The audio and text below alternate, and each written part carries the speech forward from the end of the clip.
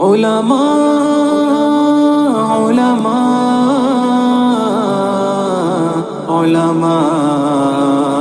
علماء سنو کہ عالموں کا مرتبہ بہت بلند ہے، یہ وارث رسول ہے، وفا بہت بلند ہے۔ سنو کہ عالموں کا مرتبہ بہت بلند ہے، یہ وارث رسول ہے، وفا بہت بلند ہے۔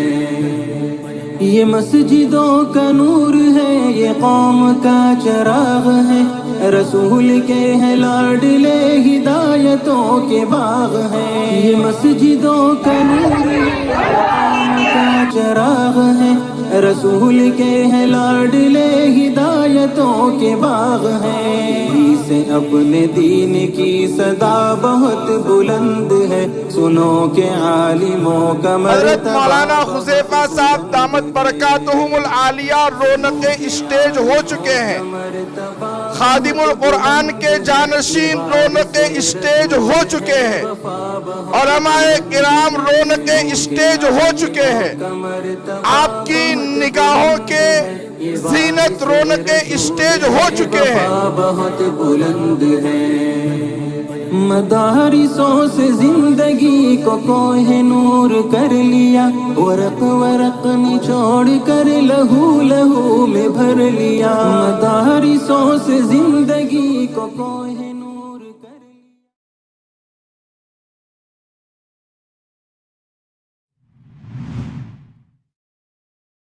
مکرمی سامعین، اب باری ہے کہ اس شخصیت کا نام نامی، اس شخصیت کا اسم گرامی اور اس کی تعارف و شان بتلائی جائے کہ جس کی آمد پر آج کی اس بزم کو سجایا گیا ہے۔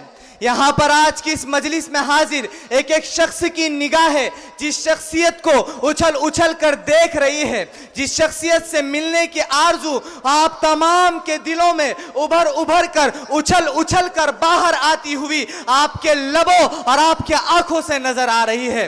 یہ وہ شخصیت ہے جو جانشین خادم القرآن والمساجد ہے۔ یہ وہ شخصیت ہے جس نے عصری علوم کو علاقہ مراٹھواڑہ میں ایک نیا عروج بخشا ہے۔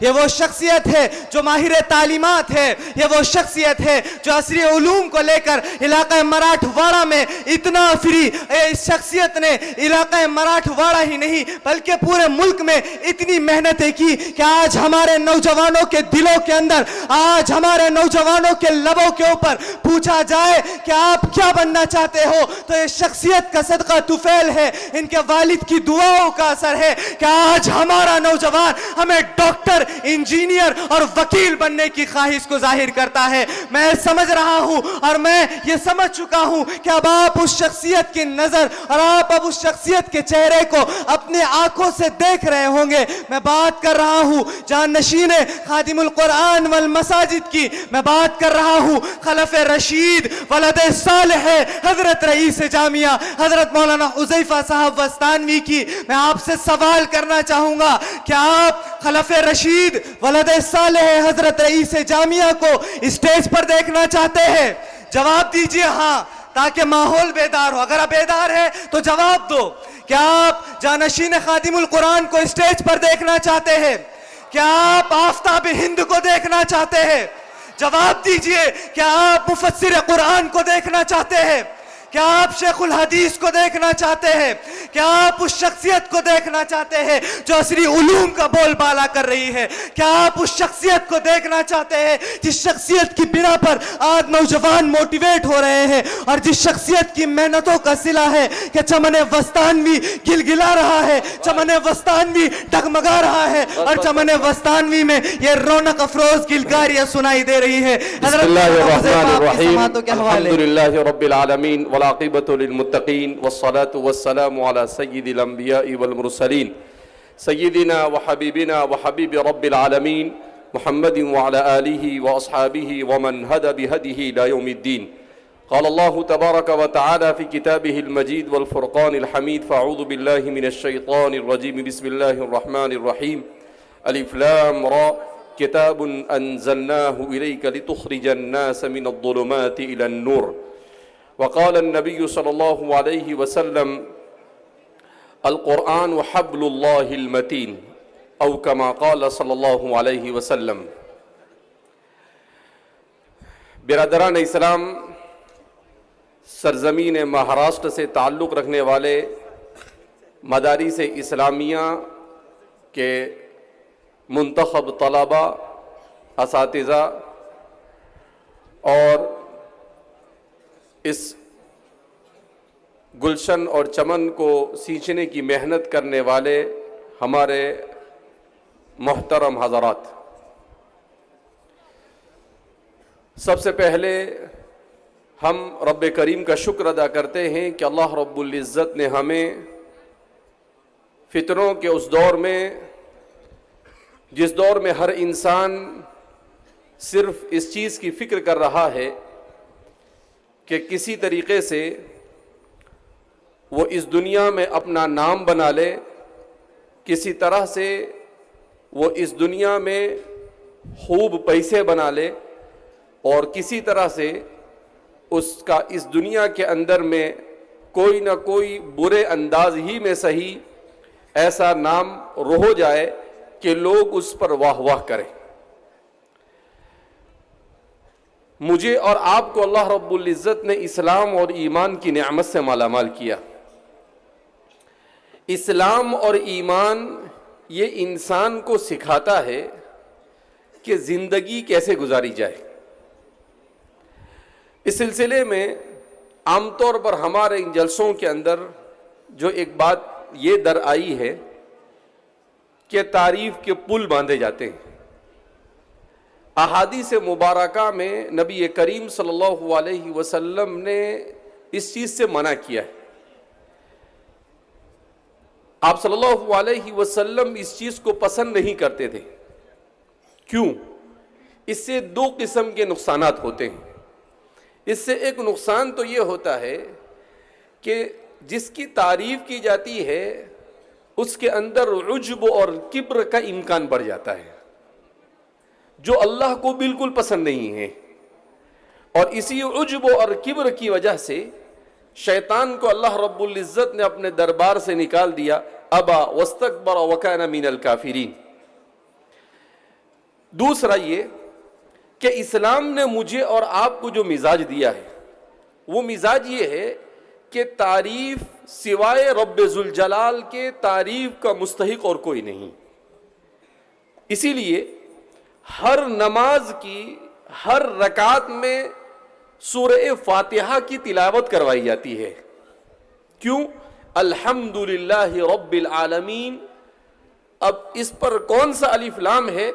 جو ہمارے طلبہ تفسیر سے دلچسپی رکھتے ہیں وہ جانتے ہوں گے کہ الف لام کی اولاً دو قسمیں ہیں، الف لام حرفی، الف لام اسمی، پھر الف لام حرفی کی چار قسمیں ہیں، الف لام حرفی زائد، الف لام حرفی غیر زائد، پھر الف لام حرفی غیر زائد کی چار قسمیں ہیں، الف لام جنسی، الف لام استغراقی، الف لام عہد ذہنی، الف لام عہد خارجی۔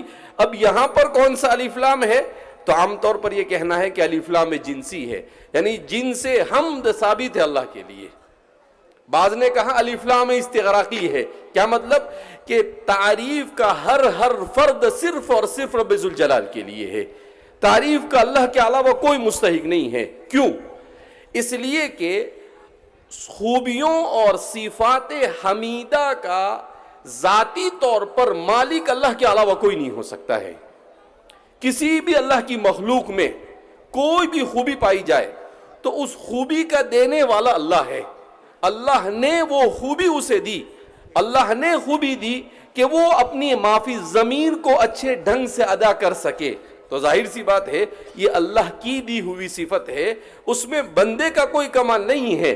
اسی لیے قرآن کریم نے سکھایا وَمَا تَوْفِيقِي إِلَّا بِاللَّهِ، کہ انسان جب بھی کوئی عمل کرے وہ اس بات کو پیش نظر رکھے کہ اللہ کی توفیق سے کیا ہے، اس کا اپنا کوئی کمال نہیں ہے، اس نے اپنے اعتبار سے اس کا کچھ نہیں ہوا ہے۔ کیوں؟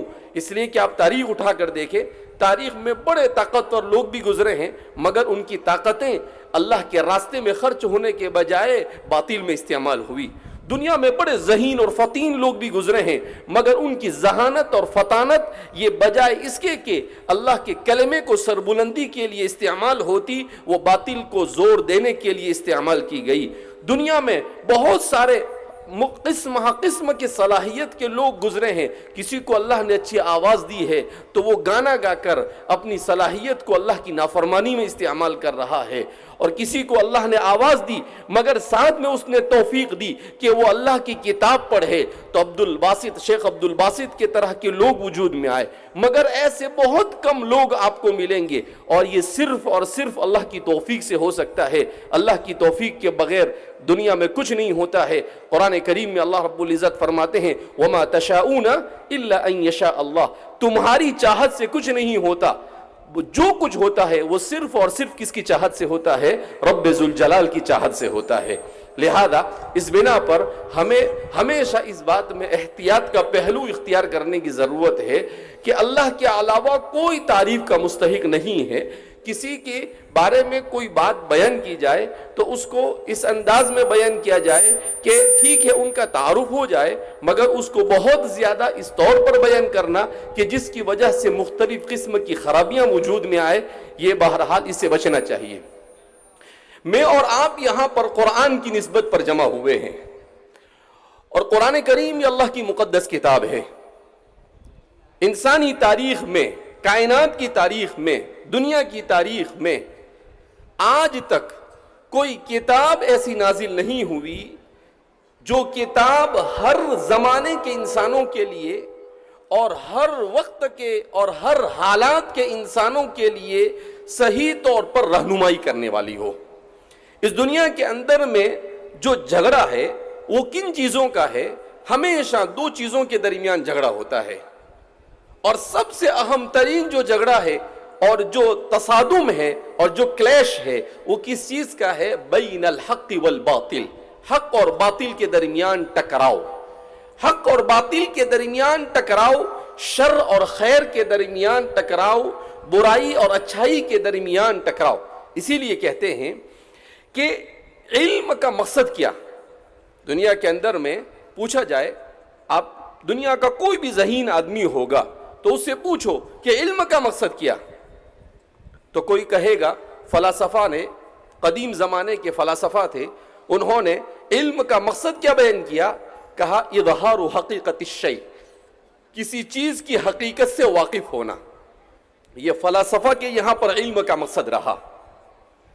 آج کے سائنسدانوں سے پوچھا جائے کہ علم کا مقصد کیا ہے، تو آج کا سائنسداں کہتا ہے علم کا مقصد علم کی حقیقت سے واقف ہونا۔ اس کو ایپسٹومولوجی کہا جاتا ہے، نظریہ علمیت، مستقل ایک فلسفہ وجود میں آیا ہے، اور جس میں یہ کہا جاتا ہے یعنی انسان جب صرف اپنی عقل پر چلتا ہے تو بجائے اوپر جانے کے نیچے کی طرف جاتا ہے، کہ پہلے فلاسفہ ہر چیز کی حقیقت تک رسائی کی کوشش کرتے تھے، مگر آج کا سائنسداں وہ کہتا ہے کہ ہمیں علم ہی کی حقیقت پتہ چل جائے تو غنیمت ہے، اس لیے کہ آج تک علم کی صحیح تعریف ہی نہیں کی جا سکی ہے۔ فرماتے ہیں کہ علم کی فلاسفہ اور سائنسدانوں نے 400 سے زیادہ تعریفیں کی ہے، مگر اب تک کے علم کی کسی ایک تعریف کے اوپر وہ متفق نہیں ہو سکے۔ اور اللہ رب العزت نے جس شریعت کو، جس کتاب کو مجھ پر اور آپ پر اور ہم سب کی ہدایت کے لیے نازل کیا، وہ کتاب کہتی ہے ساری کائنات کی حقیقتوں کو تم جان لو، علم کی حقیقت کو جان لو، پھر بھی تم اپنے مقصد کو نہیں پا سکتے ہو۔ تم اپنے مقصد کو کب پا سکتے ہو؟ جب تم حق اور باطل کے درمیان تمیز کرنے کا ملکہ پیدا کر لو۔ تمہارا ذہن، تمہارا علم، تمہارا دل یہ تمہیں اس بات کی گواہی دے کہ یہ حق ہے اور یہ باطل ہے، اور اس کے حق ہونے کی دلیل یہ ہے کہ کتاب اللہ یہ کہتی ہے، سنت رسول اللہ یہ کہتی ہے، اور سلف صالحین نے اس کے حق ہونے کے لیے بات کہی ہے۔ تو فرماتے ہیں علم کا مقصد یہ حق اور باطل کی معرفت حاصل کر کر حق کی اتباع کرنا اور باطل سے بچ کر اس سے اجتناب کرتے ہوئے اپنی زندگی کو گزارنا، یہ ہے علم کی حقیقت، علم کا مقصد، علم کی غایت۔ کیوں؟ اس لیے کہ دنیا کے دیگر تمام کے تمام فلسفوں کو آپ پڑھو جو تعلیم کے سلسلے میں بیان کیے جاتے ہیں، آج کا ماڈرن ایج میں اگر آپ پوچھے کہ بھئی تعلیم کا مقصد کیا ہے، تو تعلیم کا مقصد کیا ہے، تو فرماتے ہیں کیریئر بنانا۔ کیریئر بنانا، کیریئر بنانے کا مطلب کیا ہے کہ آپ اس قابل ہو جائے کہ آپ کو اچھا ڈیزگنیشن مل جائے، اچھا عہدہ اور مرتبہ مل جائے، اور آپ کو مال اور دولت آپ کو کیسے حاصل ہو جائے، تو آپ کو عزت ملے اور آپ کو مال ملے۔ یہ علم کا مقصد ہے۔ سائنس اور فلسفہ اور دنیا کے تمام آج کل جتنے بھی تعلیمی نظام ہیں ان تمام کے یہاں پر، مگر ہمارے یہاں پر تعلیم کا مقصد، ایک تو علم کا مقصد جانا ہم نے، دوسرا تعلیم کا مقصد۔ تعلیم کا مقصد کیا ہے؟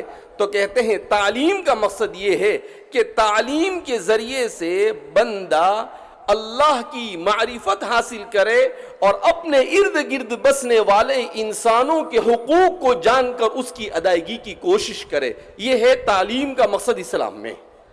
تو سب سے پہلے اللہ کی معرفت کو حاصل کرنا۔ اسی لیے میں نے قرآن کریم کی آیت کریمہ آپ حضرات کے سامنے تلاوت کی، جس میں اللہ فرماتے ہیں الف لام را، سورہ ابراہیم کی آیت ہے، کتاب انزلناہ الیک لتخرج الناس من الظلمات الی النور۔ کتاب انزلناہ الیک، کہ ہم نے آپ کے اوپر کتاب کو نازل کیا، کیوں؟ لتخرج الناس من الظلمات الی النور، تاکہ آپ لوگوں کو تاریکیوں سے نکال کر نور کی طرف لائے۔ قرآن کریم نے نور کو واحد ذکر کیا اور ظلمات کو جمع ذکر کیا، اور عجیب تشبیہ بیان کی۔ کیا کوئی بھی انسان دنیا میں ایسا ہوگا، آپ کو نظر آئے گا، جو تاریکی کو پسند کرے؟ تاریکی تو سمجھتے ہوں گے اندھیرا، ابھی یہاں سے لائٹ چلی جائے اور بالکل اندھیرا ہو جائے، اور پھر آپ کسی سے پوچھو کہ بھئی آپ کو اندھیرا پسند ہے، تو کوئی بھی آپ کو ایسا نہیں ملے گا کہ وہ کہے کہ مجھے اندھیرا پسند ہے۔ ہاں، اگر عقل سے پیدل ہے تو کہہ سکتا ہے کہ مجھے تو اندھیرا بہت پسند ہے۔ کوئی ایسا کہے کہ بھئی مجھے تو اندھیرا پسند ہے، تو اس کے بارے میں یہی کہا جائے گا کہ وہ عقل سے پیدل ہے۔ سلیمان درانی وہ فرماتے تھے، ہاں اگر سلیمان درانی کا فلسفہ ہے وہ ایک الگ فلسفہ ہے، بہت بڑے متصوف گزرے ہیں، تو وہ فرماتے تھے کہ مجھے رات بہت پسند ہے۔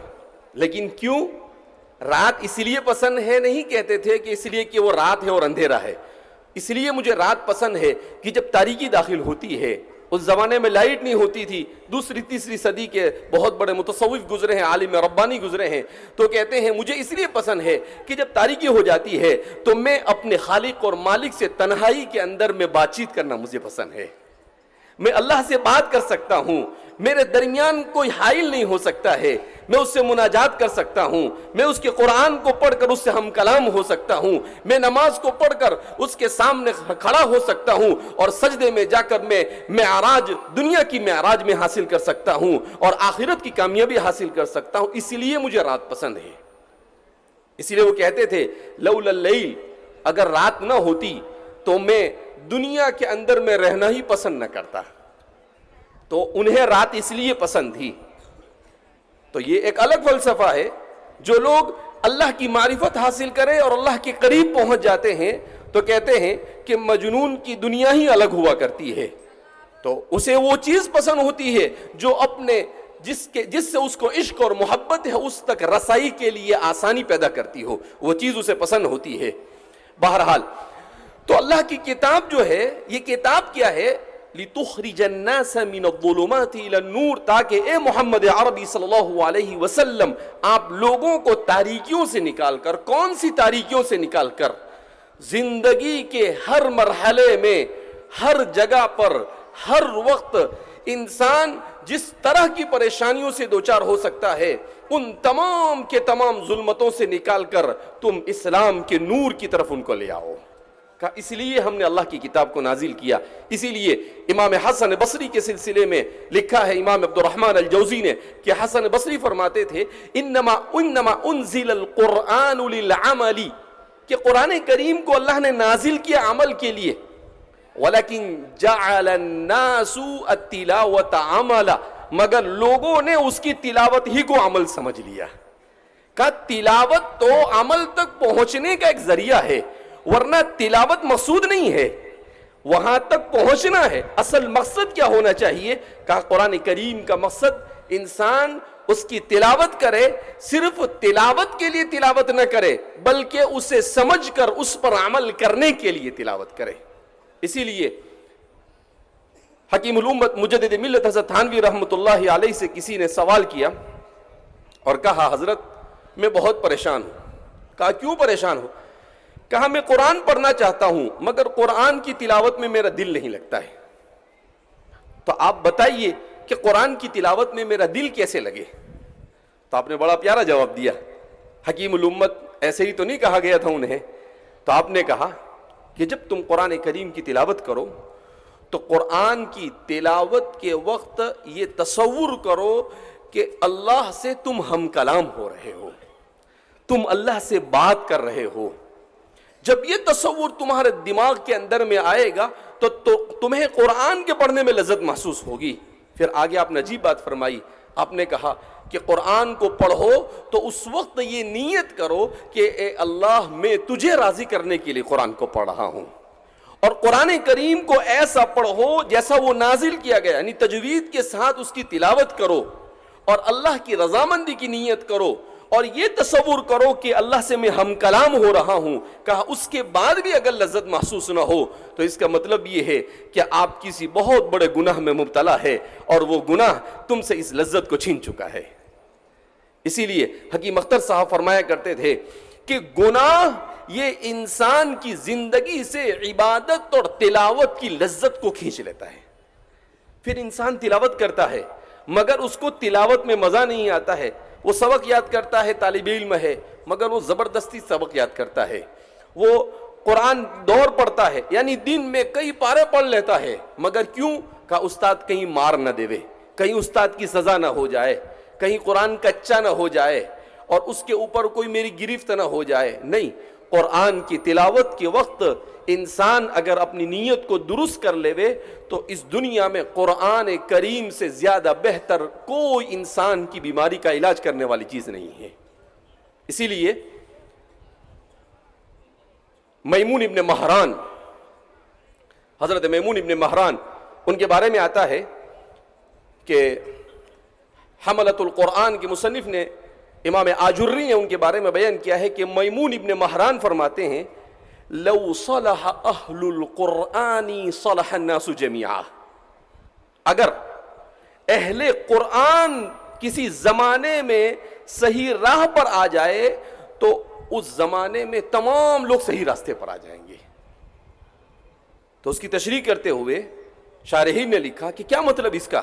کہا اس کا مطلب یہ ہے کہ قرآن کو پڑھنے پڑھانے والے صحیح نیت، صحیح ارادے، صحیح طریقے کے ساتھ اس کو پڑھنے اور سمجھانے لگے تو ظاہر سی بات ہے معاشرہ بالکل ایسا معاشرہ ہو جائے گا جس معاشرے کو رسول اللہ صلی اللہ علیہ وسلم نے مدینہ میں تشکیل دیا تھا۔ کہا یہ انسانی معاشرہ مدنی معاشرہ بن جائے گا، جہاں پر سوائے محبت کے اور کوئی چیز نظر نہیں آئے گی، جہاں پر نفرت کو ذبح کر دیا گیا ہوگا، جہاں پر اختلاف کو ختم کر دیا گیا ہوگا، اور وہاں پر مواخات ہی مواخات نظر آئے گی۔ کہاں انصار آپس میں ایک دوسرے سے لڑنے والے اوس اور خزرج، اور کہاں مہاجر آتے ہیں اور وہ مہاجر اور انصار کے درمیان ایسا رشتہ قائم کیا جاتا ہے کہ دنیا انسان کی تاریخ میں کبھی ایسا دیکھنے میں نہیں آیا کہ انسانوں کے درمیان رشتے نہ ہونے کے باوجود ایسی زبردست قربانی دی ہو۔ اس کی مثال سوائے انصار اور مہاجرین کی مواخات کے آپ کو دنیا کی تاریخ میں کہیں نہیں مل سکتی ہے۔ اللہ کے رسول صلی اللہ علیہ وسلم صرف یہ کہہ دے کہ یہ انصاری ہے، یہ مہاجر ہے، تم دونوں آپس میں بھائی ہو، تو وہ کیا کہتا ہے کہ ٹھیک ہے، میرا کھیت ہے، آدھا تیرا اور آدھا میرا، میرا گھر ہے، آدھا تیرا اور آدھا میرا۔ آج تو ایک باپ کی اولاد ہے اور اب باپ مر جائے تو اس گھر کے اوپر ایک دوسرے کی جان لینے کے لیے تیار ہو جاتے ہیں۔ اور کیسی مواخات اسی قرآن کی برکت نے ان کی زندگیوں کے اندر میں کیسا انقلاب برپا کیا کہ عبد الرحمن بن عوف کہتے ہیں میری جن سے مواخات کی گئی وہ مجھے کہتے ہیں میری 2 بیویاں ہیں، ایک آپ لے لو اور ایک میری ہوگی، میری دولت میں آدھا آپ کا۔ عبد الرحمن بن عوف نے کہا کلا، کہ ہرگز نہیں، نہ تمہاری دولت چاہیے مجھے، نہ تمہاری بیوی چاہیے مجھے، دلنی علی السوق، مجھے بازار بتاؤ، بازار کدھر ہے؟ فرماتے ہیں ان کو بازار کا راستہ بتایا عبد الرحمن بن عوف کو. انہوں نے 1 درہم کا پنیر خریدا اور اس پنیر کو لے کر مدینہ کے بازار میں جا کر بیٹھ گئے، تجارت کی. رسول اللہ صلی اللہ علیہ وسلم کی زندگی میں صرف 1 درہم پنیر سے اسلام کے بتائے ہوئے طریقے کے مطابق جب تجارت کی تو اتنا مال اللہ نے انہیں عطا فرمایا کہ حضور کی وفات سے پہلے حضرات صحابہ میں سب سے مالدار صحابی بن گئے. جب ان کا انتقال ہوا تو سیرت نگاروں نے لکھا ہے کہ ان کے مال کا جب جائزہ لیا گیا تو آج کے زمانے کی دولت کے اعتبار سے ان کا کتنا مال ہوتا تھا؟ تو فرماتے ہیں 1200 ملین ڈالر ان کا مال ہوتا تھا. 1200 ملین ڈالر ان کا مال ہوتا تھا. یعنی ان کی بیویاں تھی، 4 بیویاں تھی، ان کے جب تقسیم کیا گیا تو ایک کے حصے میں کتنا آیا ان سب کو نکالا گیا تو اللہ رب العزت نے انہیں دولت بھی عطا فرمائی. یہی وہ کتاب ہے جس کتاب کی برکت سے حضرات صحابہ کی دنیا بھی بن گئی اور آخرت بھی بن گئی. یہی وہ کتاب ہے جس کتاب کی برکت سے اس پوری جماعت کو اللہ نے کیا کہا؟ رضی اللہ عنہم ورضوا عنہ. اللہ ان سے راضی ہو گئے اور وہ اللہ سے راضی ہو گئے. حضور نے کہہ دیا اصحابک النجوم فبأیہم اقتدیتم اہتدیتم، کہ میرے صحابہ ستاروں کے مانند ہیں، ان میں سے جس کو دیکھ کر جس کا بھی راستہ تم پکڑ لوگے وہ سیدھا تمہیں جنت کے اندر میں جا کر پہنچا دے گا. یہ ایسی جماعت کس نے تشکیل دی؟ اسی کتاب نے تشکیل دی. اس زمان میں تو ابھی نسخہ اس کا مصحف بھی نہیں بنا تھا، مگر ان کے سینوں میں اور ان کی زندگیوں کے اندر میں قرآن تھا. آج ہمارے پاس بڑے خوبصورت نسخے تیار ہو گئے مگر ہماری زندگیوں میں قرآن نہیں رہا. تو ضرورت اس بات کی ہے کتاب اللہ سے اپنے آپ کو منسلک کیا جائے. تو اس وقت یہ سب سے بڑی ضرورت ہے. اللہ رب العزت جزائے خیر عطا فرمائے ہمارے والد صاحب حضرت مولانا غلام محمد صاحب وستانوی دامت برکاتہم کو کہ آپ نے آج سے 30 سال پہلے جب دیکھا کہ امت کتاب اللہ سے دور ہو رہی ہے تو آپ نے کہا کہ اس امت کو کس طرح سے کتاب اللہ کے قریب کیا جائے. تو آپ مکہ مکرمہ میں آپ نے 1994 میں شرکت کی وہاں کے مسابقے میں، تو آپ کو بڑا پسند آیا. آپ نے آ کر اپنے احباب سے کہا کہ قرآن کریم سے امت کو قریب کرنے کا ایک نسخہ مکہ میں مجھے ملا، محبت وحی میں جہاں پر قرآن کا نزول ہوا وہیں پر اس کتاب سے امت کو مربوط کرنے کا نسخہ میسر آیا. کہا وہ کیا؟ کہا قرآن کریم کے مسابقات ہمارے مدارس کے طلباء کے درمیان کرائے جائے، مکاتب کے طلباء کے درمیان کرائے جائے تاکہ وہ قرآن کریم کو صحیح پڑھنا سیکھے، وہ قرآن کریم کے ساتھ وابستگی اختیار کرے. الحمدللہ اس کے بعد تقریباً یہ 30 سالوں کے اندر میں جامعہ نے 10 مسابقات ریاستی اور 10 مسابقات کل ہند منعقد کیے جس میں 10,000 طلباء نے شرکت کی.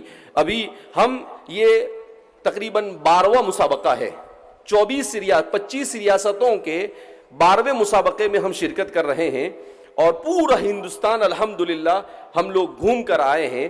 تو ہر جگہ پر کشن گنج گئے ہم، ایم پی گئے ہم، راجستھان گئے ہم، کشمیر گئے ہم، ہر جگہ پر جتنے بھی لوگ وہاں آئے تو وہاں کے اکابر علماء نے کہا کہ ان مسابقات کی برکت سے قرآن کریم کو تجوید کے ساتھ پڑھنے کا ماحول ہمارے یہاں پر بنا. مولانا ابوالکلام صاحب، مفتی ابوالکلام صاحب بھوپال میں، انہوں نے تو عجیب اسٹوری سنائی. انہوں نے کہا کہ جب پہلی مرتبہ جامعہ کی ایک شاخ ہے سیندھوا میں، ایم پی میں، وہاں پر ہمارا جانا ہوا تو ہم نے پہلی بار دیکھا وہاں نورانی قاعدہ اور احسن القواعد کو پڑھانے کا صحیح ڈھنگ اور طریقہ. تو ہم نے بھی ایک مدرس کو بلایا اور ان کو کہا کہ آپ پڑھاؤ. انہوں نے پڑھانا شروع کیا تو وہاں کے جو قدیم حافظ صاحب تھے جن کے پاس تقریباً شہر کے تمام لوگوں نے حفظ کیا تھا، وہ آ گئے اور انہوں نے کہا کہ بھائی آپ غلط پڑھاتے ہو. کہا کیوں؟ کہا کہ آپ الف با تا سا پڑھاتے ہو، غلط ہے. تو کہا کیا پڑھانا ہے؟ کہا الف بے تے سے پڑھانے کا. کہا جھگڑا شروع ہو گیا. اب وہ فرماتے ہیں کہ کافی ایک جماعت کہہ رہی کہ الف با تا صحیح اور ایک جماعت کہتے ہیں الف بے تے صحیح. مفتی ابوالکلام صاحب کہتے ہیں کہ میں دارالعلوم سے مفتی بن کر گیا تھا تو کہا کہ مفتی ابوالکلام کو بلاؤ. تو وہ ہمارے استاد تھے, میں نے ان کے پاس حفظ کیا تھا. وہ خوش ہو گئے کہ بھئی میرا شاگرد آ رہا ہے تو فیصلہ تو میرے ہی حق میں ہونے والا ہے, الف بے تے سے والا. تو وہ مفتی ابوالکلام صاحب کہتے ہیں کہ میں پہنچا تو دیکھا کہ اختلاف بہت زوروں پر ہے. تو میں نے کہا کہ بھئی کیا ہوا؟ کہا ایسا ایسا ہوا. تو مفتی صاحب اب آپ مفتی بن کر آئے, آپ بتائیں کون سا صحیح؟ تو مفتی صاحب کہتے ہیں میں نے کہا کہ الف با تا سا صحیح ہے اور الف بے تے سے غلط ہے. تو وہ حافظ صاحب کہنے لگے تو میں نے تم کو پڑھا ہے غلط پڑھا ہے؟ بولے ہاں حضرت غلط پڑھا ہے آپ نے. کیوں؟ کہا اس لیے کہ قرآن کریم کو پڑھنا ہے تو ظاہر سی بات ہے قرآن کریم میں مجہول تو ہے نہیں, بے تے سے تو وہاں تو معروف ہی ہے سب جگہ پر. ایک ہی جگہ پر بسم اللہ مجریہا و مرساہا ہے, باقی دوسری قرات تو ہم تو روایت حفص عن عاصم پڑھتے ہیں. لہذا اس بنا پر کہا کہ بہرحال معاملہ وہ دب گیا. تو انہوں نے یہ کہا کہ 30 سال پہلے بھی گویا کہ ہمارے یہاں پر قرآن کریم کو تجوید کے ساتھ پڑھنے کا رواج نہیں تھا, لیکن وہ کہتے ہیں الحمدللہ ان مسابقات کی برکت سے چھوٹے چھوٹے بچے قرآن کریم کو عربی لب و لہجے میں پڑھنے لگے. کہا کوئی سدیس کی طرح پڑھتا ہے, کوئی شریم کی طرح پڑھتا ہے, کوئی بندر بلیلہ کی طرح پڑھتا ہے, کوئی جوہنی کی طرح پڑھتا ہے. کہا یہ سب ان مسابقات کی برکت ہے. تو کوئی بھی عمل جب خلوص سے نیت کے ساتھ اور صحیح طریقے کے ساتھ شروع کیا جائے تو اللہ رب العزت اس کا فائدہ ضرور پہنچاتا ہے. لہذا ان مسابقات کا مقصد یہی ہے کہ امت کو قرآن کی تلاوت کے اعتبار سے بھی صحیح راہ پر لانا, کہ قرآن کو اس طرح سے پڑھا جائے کما انزل, جیسا کہ وہ نازل کیا گیا. حدیث پاک میں رسول اللہ صلی اللہ علیہ وسلم نے ارشاد فرمایا اقرأوا القرآن کما انزل, قرآن کو ایسا پڑھو جیسا نازل کیا گیا.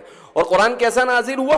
ورتل القرآن ترتیلا. حضرت علی فرماتے ہیں وجودہ تجویدا, یعنی قرآن کریم کو تجوید کے ساتھ پڑھا جائے. لہذا قرآن کریم کو تجوید کے ساتھ پڑھنے کی اس مہم کو اللہ نے کامیابی عطا فرمائی. اللہ رب العزت اب تک کے جتنے بھی لوگوں نے اس میں تعاون کیا ہے ان کو دارین میں بہترین اجر عطا فرمائے. تو قرآن کریم کے ساتھ وابستگی کے ساتھ ساتھ اس وقت امت کی دوسری ضرورت کیا ہے؟ اس وقت امت کی دوسری سب سے بڑی ضرورت یہ تعلیم ہے. اس لیے کہ ویسے تو انسان کی سب سے بڑی ضرورت تعلیم ہے. اس کو میں ایسے بیان کیا کرتا ہوں کہ حضرت آدم علیہ السلام کو جب اللہ رب العزت نے مٹی سے پیدا کیا, من صلصال من حمأ مسنون, جس کو قرآن کریم نے مختلف مقامات پر کبھی کھنکھناتی ہوئی مٹی اور اس طرح سے بیان کیا ہے.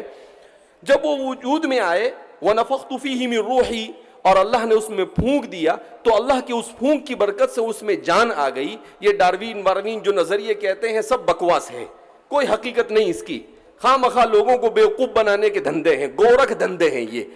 تو قرآن کہتا ہے وَنَفَخْتُ فِيهِ مِن رُوحِي, اللہ نے اس میں پھونک دیا. اللہ کی اس پھونک کی برکت سے وہ مٹی کا بنا ہوا آدم یہ انسان کی شکل میں وجود میں آ گیا. اب جب وجود میں آئے تو وجود میں آنے کے بعد ایسا نہیں کہا اللہ نے کہ آدم بہت بھوک لگی ہوگی, تم کو بہت پیاس لگی ہوگی, ارے بھائی آدم کے لیے ٹھنڈا پانی لاؤ. اللہ نے ایسا نہیں کہا کہ بھائی فرشتوں سے کہ آدم کے لیے آب کوثر لے کر آؤ. اللہ نے ایسے نہیں کہا کہ آدم کے لیے وَكُلُوهُ هَنِيًّا مَرِيئًا, جنت کے پھل فروٹ لے کر آؤ. نہیں, وَعَلَّمَ آدَمَ الْأَسْمَاءَ كُلَّهَا, اللہ نے آدم کو ہر چیز کے نام سکھائے. سب سے پہلے تعلیم سے آراستہ کیا. اللہ کو معلوم تھا کہ جس کی اہمیت کو لوگ کب سمجھیں گے, 15ویں صدی میں آ کر کہیں گے تعلیم بہت ضروری, تعلیم بہت ضروری. اللہ کہتے ہیں کہ ہم نے جب انسان کو پیدا کیا تبھی ہم نے کہہ دیا کہ تعلیم ہی انسان کی سب سے بڑی ضرورت ہے. کہا وَعَلَّمَ آدَمَ الْأَسْمَاءَ كُلَّهَا ثُمَّ عَرَضَهُمْ عَلَى الْمَلَائِكَةِ, پھر ملائکہ کے سامنے پیش کیا اور ملائکہ سے پوچھا کہ بھئی یہ کیا ہے, یہ کیا ہے. اب وہ ملائکہ بیچارے کیا کہے, ہمیں کچھ معلوم نہیں. اعلموا, ہمیں کیا معلوم, آپ ہی سب کچھ جانتے ہیں, ہم تو اتنا ہی جانتے ہیں جتنا آپ نے سکھایا. تو پھر اللہ نے آدم سے کہا کہ آدم یہ کیا ہے, یہ کیا ہے. تو آدم علیہ السلام نے فٹ فٹ بولنا شروع کر دیا. تو آدم علیہ السلام اس امتحان میں کامیاب ہو گئے. سب سے پہلا مدرسہ جنت میں, سب سے پہلے متعلم اور اسٹوڈنٹ اور طالب علم آدم علیہ السلام, اور سب سے پہلے معلم خود اللہ کی ذات ہے. اللہ کو علم سکھانے والا خود اللہ ہے. آدم انسان کو علم سکھانے والا خود اللہ ہے. اللہ نے ان کو سکھایا. جب تو پہلا مدرسہ وہاں, تعلیم کا پہلا انتظام وہاں کیا گیا. اور سب سے پہلا امتحان بھی انسان کا کہ تعلیم برابر ہے یا نہیں، اس کا چیک، اس کو ٹیسٹ بھی وہاں پر کیا گیا، اور سب سے پہلا انعام بھی ان کو اس کامیابی پر وہاں پر دیا گیا، اور کہا گیا اسجدوا لآدم، کہ آدم کے سامنے سجدہ ریز ہو جاؤ، اس لیے کہ آدم نے امتحان میں کامیابی حاصل کی ہے اور تم کامیابی حاصل نہیں کر سکے۔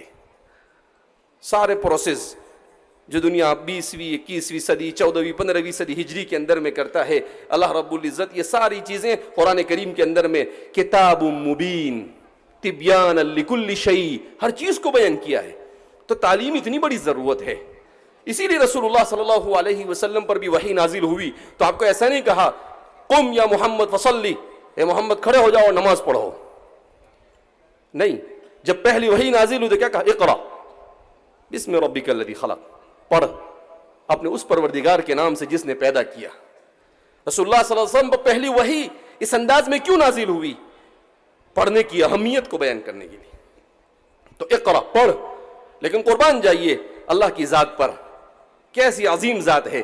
اللہ کو معلوم تھا کہ اس امت کا سب سے بڑا چیلنج یہ ہوگا کہ اس امت کے عقیدے کو، اس کی فکر کو بگاڑنے کے لیے الہاد اور بے دینی کو استعمال کیا جائے گا، اس لیے اللہ نے کہا اقرا بسم ربک الذی خلق، پڑھ اس پروردگار کے نام سے جس نے تجھے پیدا کیا۔ کہا اگر تو پڑھے گا مگر اپنے خالق کے نام سے نہیں پڑھے گا تو یہ تیرا پڑھنا جہالت ہی ہے، اس کو پڑھنا نہیں کہا جائے گا۔ اس لیے ضرورت اس بات کی ہے کہ ہم تعلیم سے وابستہ ہوں، ہمیں اپنا تعلیمی نظام قائم کرنے کی ضرورت ہے۔ شیخ الاسلام فقیہ العصر حضرت مولانا تقی عثمانی صاحب وہ فرماتے ہیں کہ اس وقت تو علماء کی ذمہ داری ہے کہ وہ دینی ماحول میں عصری تعلیم کا انتظام کرے اگر اپنی نسلوں کے ایمان اور اسلام کو بچانا چاہتے ہیں۔ 3 سال پہلے آپ نے ایک اسکول کے پروگرام، حرا اسکول کے پروگرام کے اندر میں آپ نے بڑی تفصیل کے ساتھ گفتگو کی، آپ کی تقریر بھی نیٹ پر اویلیبل ہے، اور آپ کی اس کو لکھنے کی صورت میں بھی اسلام کے پورے تعلیمی نظام کو بڑی تفصیل کے ساتھ آپ نے بیان کیا ہے۔ بہرحال آج سے تقریباً 32-33 سال پہلے حضرت قاری صدیق صاحب باندوی رحمۃ اللہ علیہ نے ہمارے والد صاحب سے کہا کہ مولانا غلام صاحب آپ کالج شروع کرو۔ تو والد صاحب نے کہا کہ حضرت مولانا لوگ اور مفتی لوگ زندہ نہیں رہنے دیں گے، فتوے شروع ہو جائیں گے۔ تو کہا کہ نہیں، آپ کے لیے ضروری ہے یہ چیز۔ کہا دینی ماحول میں عصری تعلیم امت کی سب سے بڑی ضرورت ہے، اس لیے کہ آج سے 32-33 سال پہلے حضرت قاری صدیق صاحب فرماتے ہیں کہ کچھ جگہوں پر میں شہروں میں گیا تو مجھے ماں باپ نے یہ کہا کہ ہماری بچی یہ کسی سکھ کے ساتھ شادی کر رہی ہے، کسی نے کہا اکا دکا واقعہ سے پیش آئے غیر کے ساتھ شادی کر رہی ہے۔ تو حضرت نے کہا اس کی وجہ کیا؟ کہا اس ماحول میں ان کی تعلیم، اسی ماحول نے ان کو بگاڑ دیا۔ کہا آج صورتحال یہ ہے تو آئندہ صورتحال اور بگڑ سکتی ہے، لہذا ہم علماء اپنی نگرانی میں اپنے ماحول میں عصری تعلیم کا انتظام کریں تاکہ انہیں دینی ماحول مہیا کیا جائے۔ الانسان ابن البیئہ، انسان ماحول کا پروردہ ہے، جب اسے ماحول دینی ملے گا تو خود بخود صبغت اللہ، اللہ کا رنگ اس کے اوپر چڑھنا شروع ہو جائے گا۔ بہرحال ہوا ایسا ہی۔ 3-4 سال کے بعد کسی نے والد صاحب کے خلاف ایک چھوٹا سا کتابچہ لکھا، تو حضرت قاری صدیق صاحب جب تشریف لائے تو والد صاحب نے کہا کہ دیکھو حضرت جو خدشہ ظاہر کیا تھا وہ بالکل ظاہر کیا تھا وہی ہوا۔ تو بڑے بڑے ہوتے ہیں، اتقوا من فراسة المؤمن فإنه ينظر بنور اللہ، آپ کو ایسے ہی عارف باللہ نہیں کہا جاتا تھا۔ تو عارف باللہ حضرت قاری صدیق صاحب باندوی رحمۃ اللہ علیہ نے کہا کہ مولوی غلام یہ آپ کی مقبولیت کی علامت ہے عند اللہ، اور اس کو پھاڑ کر پھینک دیا آپ نے، اور کہا آپ جس کام کو کر رہے ہو اس کو ہمارے علماء 20-25 سال کے بعد سمجھیں گے کہ آپ صحیح کر رہے ہو، ابھی آپ اپنا کام کیے چلے جاؤ۔ اور آج صورتحال یہی ہے کہ 25 سال کے بعد ہر ایک کو اس بات کا احساس ہو رہا ہے کہ واقعتاً مسلمانوں کو اپنے تعلیمی ادارے قائم کرنے چاہیے۔ ہم ابھی ہندوستان بھر کا چکر لگا کر آئے، ہر جگہ پر یہی رونا ہے کہ ہمارے تعلیمی ادارے نہیں ہیں، جس کی وجہ سے ہمارے بچوں کے اندر میں بے دینی کی عجیب فضا بن رہی ہے۔ اس لیے ہمیں تعلیم سے منسلک ہونا اور مسلمانوں کے اپنے اسکول، مسلمانوں کے اپنے علماء کی نگرانی کے اندر میں مسلمانوں کے اپنی کالجیں اور اپنی یونیورسٹیاں ہونی چاہیے۔ اس لیے میں کہتا ہوں کہ اس وقت مسجد، مدرسہ، خانقاہ، دعوت و تبلیغ کے ساتھ ساتھ اسکول اور کالج بھی اتنی ہی ہماری ضرورت بن چکے ہیں اپنی نسلوں کے ایمان کو بچانے کے لیے۔ بہرحال الحمدللہ اللہ رب العزت جزائے خیر عطا فرمائے پوری امت کی طرف سے حضرت قاری صدیق صاحب باندھوی رحمۃ اللہ علیہ کو بھی، اور اللہ جزائے خیر عطا فرمائے والد صاحب کو بھی، کہ آپ نے بہت اس کے لیے لوگوں کے تانے سنے اور بہت سارے مسائل سے آپ دوچار ہوئے، مگر آپ ہمت نہ ہارے اور الحمدللہ اس کام کو آگے بڑھاتے گئے۔ اور اللہ کا فضل ہے کہ ایک امت کا بڑا طبقہ، خاص طور پر ہمارے مہاراشٹر کے نوجوانوں کا بڑا طبقہ دینی ماحول میں عصری تعلیم حاصل کر رہا ہے، جس کی وجہ سے ان کا ایمان اور اسلام محفوظ ہی نہیں بلکہ وہ بہت سارے طلبہ ہمارے یہاں پر ڈاکٹر اور انجینئر بننے کے ساتھ ساتھ اپنے شوق سے حافظ بن جاتے ہیں، دین کو سیکھ لیتے ہیں، ان پر اس دین کا رنگ چڑھ جاتا ہے۔ اللہ رب العزت ہم سب کے یہاں پر جمع ہونے کو قبول فرمائے۔ اس لیے میں ہر جگہ پر ایک پیغام دیتا ہوں اخیر میں کہ قرآن اور تعلیم یہ دو پر ہیں، اگر امت ان دو پروں کو لگا دے اور اس میں اخلاص کا بیج بو دیا جائے اور اس کو صحیح ڈھنگ سے لے کر چلا جائے، اس امت کو ترقی سے دنیا کی کوئی طاقت نہیں روک سکتی ہے۔ تو اس لیے ضرورت اس بات کی ہے کہ ہم کون سی چیز ترجیحی بنیاد پر امت کو کرنی ہے ان چیزوں کو کریں، اپنے اختلاف اور اپنے آپسی کھینچتان کو ہم پس پشت ڈال کر اپنی امت اور اپنی نسلوں کے ایمان اور اسلام کی حفاظت کے لیے ان ضروری چیزوں کی طرف فوکس کرنے کا انتظام کرے۔ اللہ رب العزت ہمارے اس ادارے کو مولانا بنیامین صاحب اور ان کے رفقا نے مہاراشٹر کے لیے جو میزبانی قبول کی اور اس کے لیے جو بھی محنتیں کی ہے، اللہ انہیں دارین میں بہترین بدلہ عطا فرمائے۔ اس ادارے کو اور وہ زمین پر جتنے بھی ہمارے دینی ادارے ہیں ان تمام کو ترقیات سے مالا مال فرمائے، اور اللہ رب العزت ہم سب سے اپنی رضا والے اعمال کی توفیق مرحمت فرمائے، اپنی ناراضگی سے ہماری حفاظت فرمائے۔ والسلام علیکم ورحمۃ اللہ وبرکاتہ۔ سروران بزم، جس طرح آسمان و دنیا پر 14ویں کا چاند چمچماتا ہے، بالکل اسی طرح سرزمین ہند پر ایک ایسا چاند چمچما رہا ہے کہ جس سے وہ تمام طبقہ جو اپنے آپ کو عصری علوم میں لگائے ہوئے ہیں، جو اپنے آپ کو میدان تعلیم میں لگا رہے ہیں، وہ اس شخصیت سے استفادہ اٹھا رہا ہے۔ یہ ایک ایسی شخصیت ہے جو اپنی زبان کی سلاست، اپنی موٹیویشن کی بنیاد پر طلبہ اور تمام ہی عالم اسلام کے نوجوانوں کو کچھ اس طریقے سے موٹیویٹ کرتی ہے کہ وہ ترقیوں کے بام عروج پر جا پہنچتے ہیں۔ یہ ایسی شخصیت ہے جس کو رئیس جامعہ، خادم القرآن والمساجد، غسال کعبہ، آفتاب ہند، حضرت رئیس جامعہ حضرت مولانا غلام محمد صاحب وستانوی کی خصوصی دعائیں حاصل ہے۔ یہ ایک ایسی شخصیت ہے جنہیں حضرت مولانا سجاد نعمانی صاحب دیکھ کر یہ کہتے ہیں کہ میں نے جو حوصلہ منور جماعت سر کے اسٹوڈنٹس میں دیکھا، یقیناً اس سے اس بات کا اندازہ ہوتا ہے اور یہ اس بات کی گواہی ہے کہ سر امت کا ایک بہت ہی عظیم اثاثہ ہے، جنہیں دیکھ کر member of parliament, president of Jamiat Ulama Hind حضرت مولانا بدر الدین اجمل صاحب کہتے ہیں کہ I can see a sort of magical power in منور زماں، کہ میں منور زماں میں ایک میجیکل پاور کو دیکھتا ہوں، میں منور زماں میں ایک جادوئی طاقت کو دیکھتا ہوں۔ یہ وہی شخصیت ہے کہ جس کو دیکھ کر چیف منسٹر آف بہار کہتے ہیں کہ India would soon be one of the successful nation. India would soon be one of the successful nation if such training is imparted to youth. کہ اگر ہماری قوم کے نوجوانوں کو ایسی ٹریننگ دی جائے تو یقیناً انڈیا کامیاب ممالک کی لسٹ میں پہلے نمبر پر ہوگا۔ یہ ایسی شخصیت ہے کہ جن کی زبان کو لے کر الیکشن منسٹرز، جن کی زبان کو لے کر بڑے بڑے عہدیدار یہ کہتے ہیں کہ ہم نے ہماری پرننسیشن کی غلطیاں، ہم نے ہماری زبانی درستگی منور زماں سر کے پاس آ کر دیکھی۔ مکرمی سامعین، آپ کی نظریں اس چیز اور اس شخصیت کو بہت دیر سے گھورے دیکھ رہی ہے۔ اب آپ کو انتظار نہیں ہوتا، اب آپ بھی یہ چاہتے ہیں کہ آپ منور زماں سر کو سنیں، تو میں آپ تمام سے بیداری کا ثبوت چاہوں گا۔ تو بتائیے کہ آپ موٹیویشنل اسپیکر منور زماں سر کو سننا چاہتے ہیں؟ کیا آپ ایسی شخصیت کو سننا چاہتے ہیں جس کو chief minister of Delhi magical کہتی ہو؟ کیا آپ اس شخصیت کی گفتگو سے اپنے دلوں کو مستفیض کرنا چاہتے ہیں جو دا میزائل مین اے پی جے عبد الکلام کے ویژن کو لے کر چل رہا ہو؟ کیا آپ ایسی شخصیت کو آج کی اسٹیج پر دیکھنا چاہتے ہیں کہ جس شخصیت کے بارے میں یہ کہا جاتا ہے کہ ان کی زبان میں ایک جادو ہے؟ تو لیجئے پیش آپ تمام کے سامنے founder and director and scholar of English House Academy Hyderabad Ali جناب منور زماں صاحب. السلام علیکم ورحمۃ اللہ وبرکاتہ.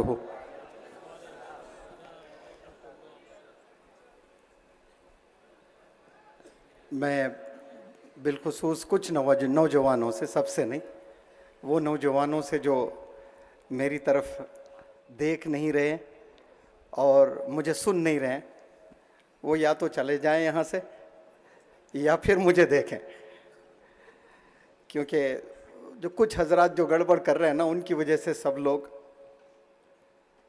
پرابلم میں آ جاتے ہیں. بہرحال مجھے یہاں آ کر بہت خوشی ہوئی ہے. ایک دفعہ میں آیا تھا، شیونا میں پروگرام چل رہا تھا، وہاں سے دیر رات شاید 12-1 بجے ہم آئے تھے، تو وعدہ کیا تھا کہ یہاں نیکسٹ میں ضرور آؤں گا انشاءاللہ.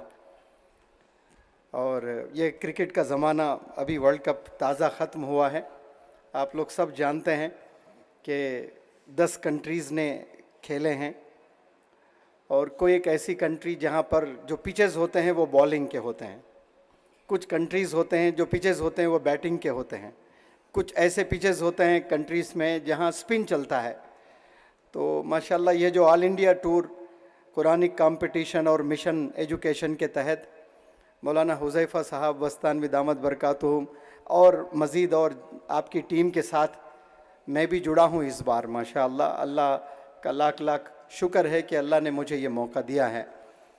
تو کبھی مولانا حذیفہ صاحب مجھے بیٹنگ پچ دیتے ہیں میری خوب تعریف کر کے، کبھی ایسی بالنگ پچ دیتے ہیں کہ 10 رن بھی نہیں بنا پاؤں. تو آج مجھے بالنگ پچ دیے ہیں پروننسیشن کی غلطیاں بتا کر کہ یہ غلطیاں ہوتی ہیں، تو حیدرآباد والے ایسی ایسی غلطی کرتے ہیں. کون سی کرتی ہیں نہیں بتاؤں گا، پھر اسی میں غلطی نکل جاتی ہے نا. تو وہ جب کہنا ہوتا ہے حیدرآبادیوں کو، وہ نہیں کہتے ہیں، جیسا کہنا ہوتا ہے ویسا نہیں کہتے ہیں. تو یہ ایسی بالنگ پچ دیتے ہیں جہاں 50 اوور میں 80 رن مارنا بھی مشکل ہوتا ہے. لیکن میں آپ سب لوگ کے علم میں یہ بات لے آنا چاہتا ہوں کہ میں دراصل ایک فارماسسٹ تھا، پھر مجھے عشق ہوا جب میں جوان ینگ تھا. اکثر عشق سنتے ہی آپ کے نظروں کے سامنے خوبصورت چہرے آتے ہیں، خوب میک اپ کرے ہوئے، اور وہ دھو کے چہرے، یعنی وہ چہروں کو اگر دھو دیا جائے تو پھر آپ کبھی دیکھنا بھی پسند نہیں کریں گے. تو وہ لڑکیوں کے چہرے آ جاتے ہیں سامنے. مجھے بھی عشق ہوا، لیکن کس سے؟ انگریزی سے عشق ہوا تھا مجھے. تو پھر انگلش ٹیچر بنا میں، اس سے پہلے فارماسسٹ تھا، پھر انگلش ٹیچر بنا، اور بڑے عرصے تک انگریزی ہی پڑھاتا رہا ہندوستان میں، گھوم گھوم کر الگ الگ جگہوں پر. تقریباً 18 سے 19 اسٹیٹس میں نے ورکشاپس بھی کیے ہیں.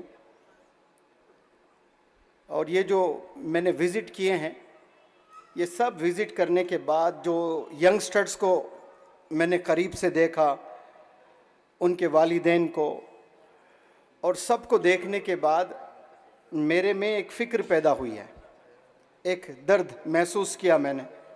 وہ فکر نے مجھے اسپیکر بنایا. اس کا ٹرانسلیشن نہیں کروں گا، ابھی حذیفہ صاحب نے غلطی پکڑ لی ہے نا. تو مجھے یہ جو ہندوستان کے نوجوان ہیں، ان نوجوانوں کے پرابلمز کو اور ان کی لاپرواہی جو زندگی گزر رہی ہے نا، ایم لیس لائف جس کو بولتے ہیں انگلش میں، وہ دیکھنے کے بعد میں ایک ٹیچر سے اسپیکر بنا. ورنہ میں آج تک میرے زندگی میں ایک بھی کتاب نہیں پڑھا میں، ناٹ اے سنگل بک. حالانکہ پڑھنا چاہیے، بہت علم حاصل ہوتا ہے پڑھنے سے. انگلش گرامر کے بے حساب کتابیں میں نے پڑھ رکھی ہیں، لیکن کوئی دوسری کتاب اور میں نے نہیں پڑھا. کیونکہ ماشاءاللہ ہمارے اس بھارت دیش میں اتنے علماء حضرات ہیں جن کے بیانات میں ان پرسن بیٹھ کر پھر سوشل میڈیا پر سنا ہوں، تو پھر میرے پاس تو اتنا مواز ہے کیریکٹر پر، ڈسپلن پر، اور اسلام ایسا خوبصورت ریلیجن ہے جو آپ صلی اللہ علیہ وسلم کو پڑھ لیے تو پھر اور مزید کتابوں کی بھی ضرورت نہیں ہے۔ اس کا مطلب یہ نہیں کہ کتابیں نہیں پڑھنا چاہیے، بہت سی کتابیں ہم نے پڑھنی ہیں۔ تو اردو کے کچھ بھی اگر غلطیاں نکلتی ہیں تو اللہ نے ماشاءاللہ 2 کان دیے ہیں، ایک سے سنیں اور دوسرے سے نکال دیں، اور جو میسج ہے اس کو نہ نکالیں، اس کو اپنے دل میں اتاریں۔ تو میسج پر فوکس کریں۔ پہلے میں بھی بہت غلطیاں انگلش کے پکڑتا تھا لوگوں کے، لیکن جب ٹریول کر کے ایک انسان کی ایک میچورٹی لیول آ جاتی ہے، پھر اس کے بعد I have stopped pointing out the mistakes from the people.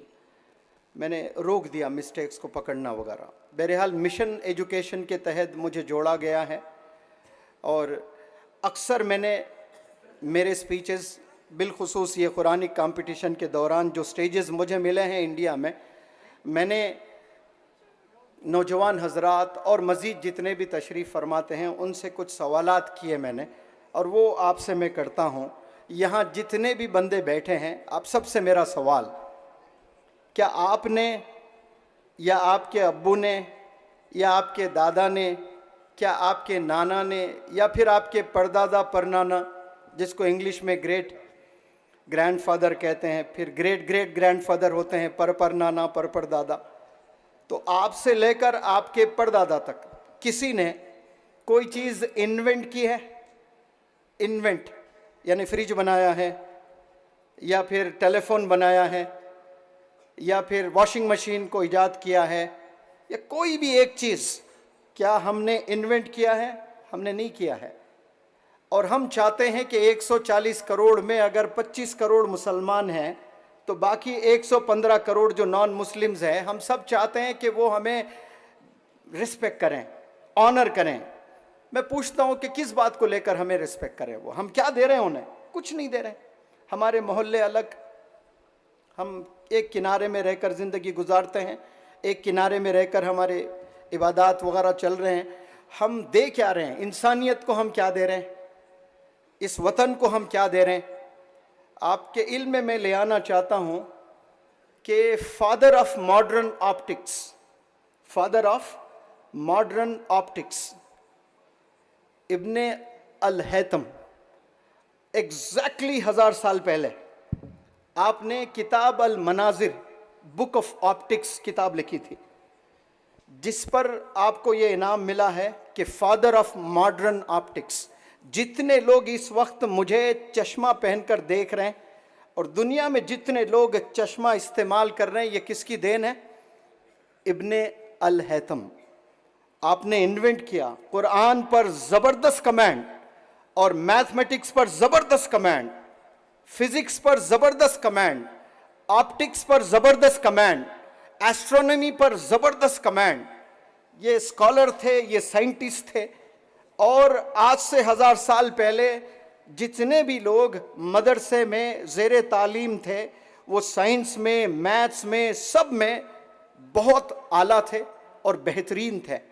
یہ برٹش نے بزنس کرنے کے لیے سب سے پہلے زبان کو عام کرنے کی کوشش کی ہے، پھر اس کے بعد ایک اپنا ماڈل بنا کر وہ سکولز قائم کیے ہیں۔ اور انڈیا میں دیکھیں، ہر اسٹیٹ میں جائیں آپ، میوات میں میرا جانا ہوا، مریم سکول کا نام، بلڈنگ کو دیکھ کر طبیعت اتنی خوش ہو گئی۔ 2012 میں میرا جانا ہوا تھا کہ میوات میں لڑکیوں کو سکول نہیں بھیجا جاتا، کالجز میں پرمیشن نہیں ملتا ہے۔ اب تو ماشاءاللہ پڑھ رہی ہیں، لیکن اس وقت میں 2012 میں جب میں پہلی دفعہ لیکچر دینے گیا میوات میں، تو ہال میں، ایسے کھلے میدان میں سپیچ نہیں دی میں نے، ہال میں سپیچ دی۔ تو یہ جو ہال میں یہ جو کھڑکی نظر آ رہی نا، ونڈوز آپ کو، اس طرح سے لوگ سائیکل رکھ کر، سائیکل پر کھڑے ہو کر میری سپیچ سن رہے تھے۔ اور میں سب لڑکیوں کو لیکچر دے رہا تھا. وہ لیکچر تھا صرف گرلز کو. تو جتنے کھڑکیاں ہیں, ونڈوز تھا, بڑا ہال تھا, تو 10 ادھر 10 کھڑکیاں تھی, ادھر طرف 10 کھڑکیاں. سب لوگ سائیکل رکھے, سائیکل پر کھڑے ہو کر مجھے سن رہے ہیں. تو اس وقت میں مجھے کوئی لوگ پہچانتے نہیں تھے, لیکن اندر سے بڑی خوشی ہو رہی تھی کہ میرا بھی کیا ڈیمانڈ ہے ماشاءاللہ, کہ لوگ سائیکل پر کھڑے ہو کر والدین مجھے سن رہے ہیں. بعد میں پتہ چلا مجھے کہ وہ مجھے سننے نہیں آئے, کہیں ان کے بچیوں کے ساتھ غلط حرکت نہ کر لوں میں. وہ چیک کرنے, انہیں شک نہیں آ رہا ہے, انہیں لڑکیوں کو بھیجتے ہی نہیں تھے, اتنا پیچھے رکھتے تھے ایجوکیشن سے. اور وہاں ایسی بلڈنگ کو دیکھا میں نے, کچھ 2 سال کے بعد پھر جانا ہوا تھا, بڑی مضبوط بہترین بلڈنگ. میں نے پوچھا یہ کیا نام ہے اسکول کا؟ مریم کچھ ایسا نام. طبیعت خوش ہو گئی. پھر بعد میں پتہ چلا کہ وہ یہودی لوگ چلاتے ہیں اسکول. یعنی وہ یہودی اسکول میں اپنے بچیوں کو, گرلز کا اسکول اسپیشلی, لڑکیوں کو بلاتے ہیں. تو شروع میں تو آپ کو اسلامک ٹچ نظر آتا ہے وہاں پر, لیکن دھیرے دھیرے ایسے پریکٹس کرواتے ہیں آپ سے جو آپ دین سے دور ہوتے چلے جائیں گے اور پتہ بھی نہیں چلے گا آپ کو. وہ اوور نائٹ آپ کو دین سے دور نہیں کرتے ہیں, اور آپ کو باقاعدہ جا کر بیٹھیں تو پتہ بھی نہیں چلتا ہے کہ اس کی وجہ سے انسان دین سے دور ہو رہا ہے. سلو پوائزن جس کو کہتے ہیں نا, کہتے ہیں مائیکل جیکسن کو, ایک ڈانسر تھا, اس کو سلو پوائزن دیا گیا, تو پتہ نہیں چلتا ہے کہ وہ انسان مرنے والا ہے, لیکن دھیرے مر رہا ہوتا ہے. تو بالکل ایسا ہی مشنری سکولز میں, ایسا نہیں کہ بہت سے اچھی چیزیں سکھاتے ہیں, کہ وہاں صرف دین کو دور کرنا, دین سے مسلمانوں کو, صرف یہی مقصد نہیں ہے ان کا, لیکن وہ جانتے ہیں کہ ہمارے دین میں اتنی طاقت ہے, اگر کوئی اپنا لیں تو پھر 800 کروڑ لوگ اپنا لیں گے اس کو.